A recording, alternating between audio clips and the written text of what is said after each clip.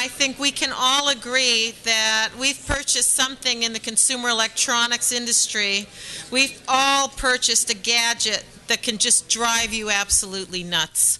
I heard a statistic a couple of years ago when I was here at CES that 30% of all consumer electronics are returned back to Costco's, Best Buys, Fry's, etc., because it was too hard to use, couldn't install it, didn't deliver the expectations of that particular product. So I thought this would be an interesting panel to put together to talk about how gadgets can drive you nuts and what better design means. And I don't mean dumbed-down design. Everybody thinks dumbed-down design is what you need for the senior market, the older, plus 50 market, and that's not the case. It's better design. It's intuitive design. It's universal design. And that can equate to a lot of money in your pocket and sell more product. And so this panel has some really good products to talk about that are very well designed. But you don't want to hear from me. Who you want to hear from is our moderator, Gary Kaye. I'm very honored to have Gary Kaye from the Fox Business Network. He's a broadcast journalist, so he's on TV. Gary Kaye is an award-winning broadcast journalist who currently produces stories about technology for the Fox Business Network, including the network's Tech Tuesday segments. Gary has been covering high-tech since IBM launched the first PC in 1981, so that doesn't date him too much. He also producing the Soft Spot series for NBC Radio.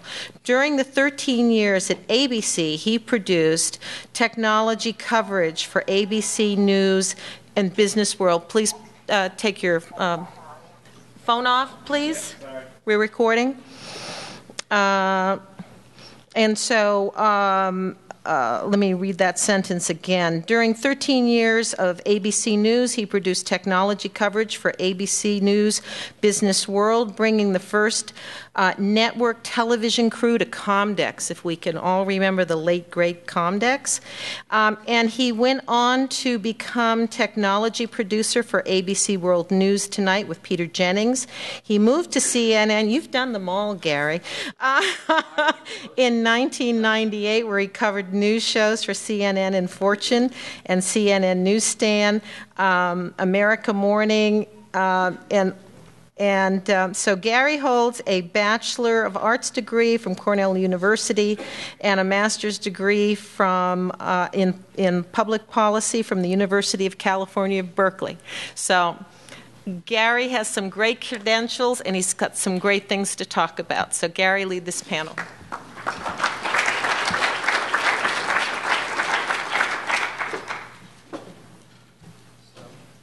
Give me a moment. As you know, we ran a little bit late here.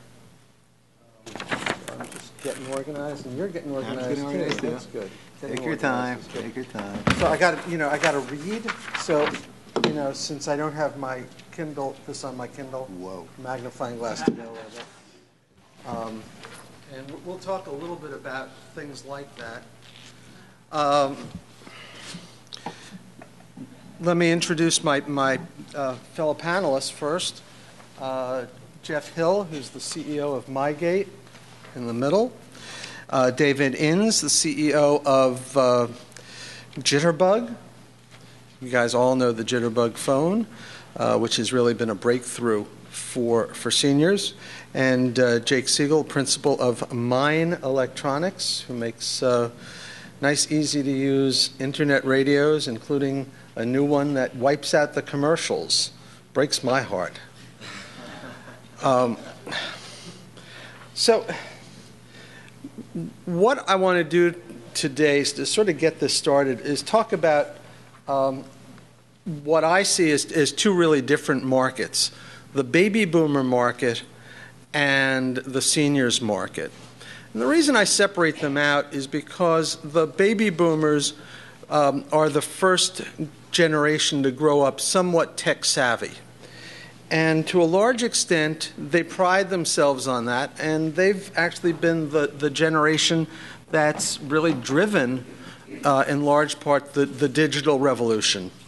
And today, and I number myself among them, find ourselves losing some of the abilities that we had. We're losing our eyesight. We're losing our hearing. My arthritic fingers are losing their manual dexterity. Now, that doesn't mean that we're useless, at least I certainly hope not, but it does mean that we have slightly more demanding needs than we used to. So one of the things I think that the baby boomers are really interested in is maintaining access to mainstream gadgets, technologies, but making sure that that mainstream expands to include us. So let me give you an idea. This is not, we don't have a projector up here, so you're not going to be able to see this real well. But this is the new Google phone. And I've been using an Apple iPhone for a couple of, actually since it was launched. Very happy with it. Even happier because when I get to an email that I can't really see, instead of having to take the magnifying glass, I can actually pinch and open up the font and see it a lot more clearly.